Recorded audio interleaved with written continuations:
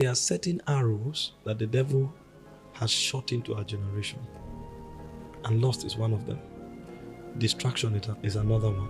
Okay. Pride is another one. Okay. Laziness and complacency is another one. Okay. You see, okay. so all of these things are arrows. But since you've particularly mentioned lust, let's deal with it. There was a time that I realized that I was so attacked with the spirit of lust. That was when I actually discovered that this thing was a spirit. There was an attack. Yes, and it was an attack. I used to think people are careless, that's why these things happen. And of course, carelessness can make it happen. Your eyes, your ears, your skin are all gates to your soul.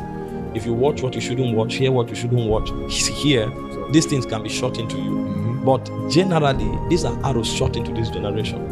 And if you are not deliberate in shielding yourself, you can be attacked by these things. And I was attacked terribly by lust. In fact, it also affected my doctrine. Because I'll teach before and tell people fast, pray and all of that.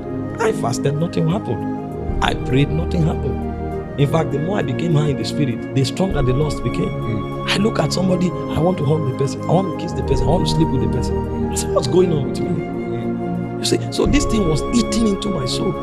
It was at that point that I went to God. I said, what's the cure? And God showed me three things. And these three things helped me. The first thing God showed me is the operation of the law of life. The law of the spirit of life. Okay. That was the first time Romans 7 and Romans 8 made sense to me. When Paul was frustrated, from Romans 7:20 to 25, Paul identified two laws. He called one the law of the mind or the law of God. And he said what the law of the mind does is that it pushes me to do the will of God. He said, but there's another law in my members.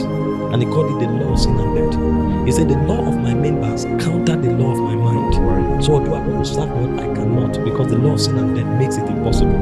Paul said he was a wretched man. He said, oh, wretched man that I am, who will deliver me from this body of sin?